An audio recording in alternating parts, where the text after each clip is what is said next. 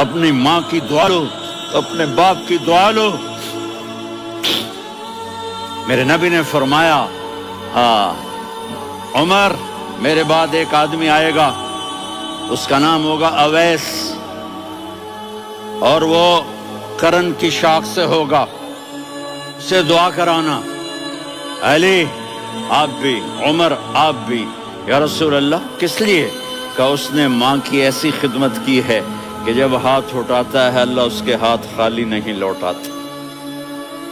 حضرت عمر رضی اللہ تعالی عنہ نے حج کے موسم پر سارے حاجی کھڑے کر لیے، کہا بھائی یمن والے کھڑے رہو، باقی بیٹھ جاؤ۔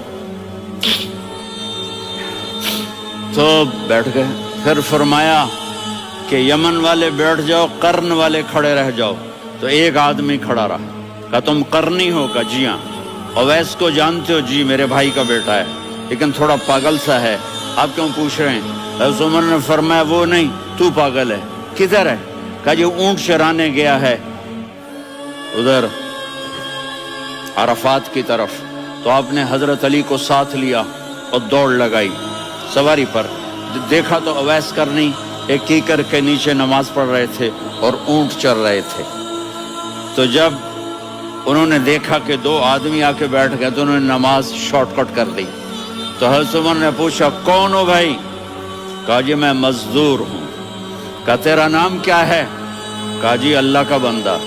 کہا رے بھائی تیری ماں نے تیرا نام کیا رکھا ہے؟ اس نے تو نہ حضرت عمر کو دیکھا تھا نہ علی کو۔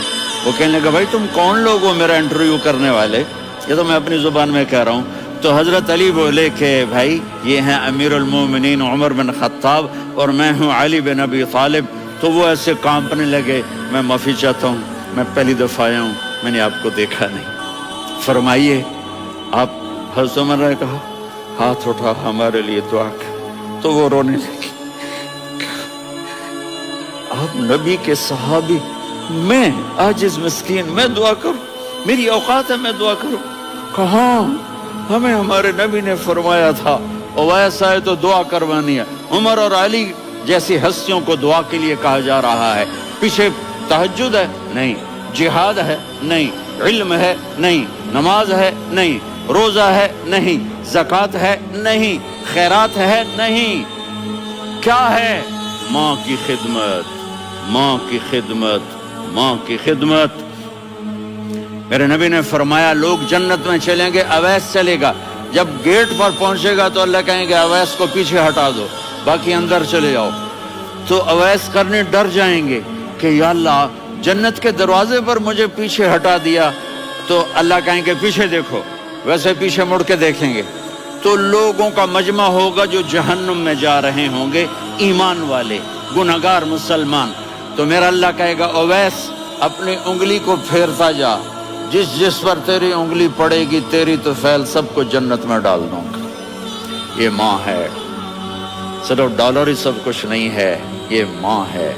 میرے نبی نے فرمایا اب تیرا باپ تیری جنت کا سب سے بڑا دروازہ ہے، اگر تو نے باپ کو ناراض کر کے موت پائی تو تیرے لیے جنت کا دروازہ کھل نہ سکے گا۔ یہ باپ کا مقام ہے۔ پھر آپ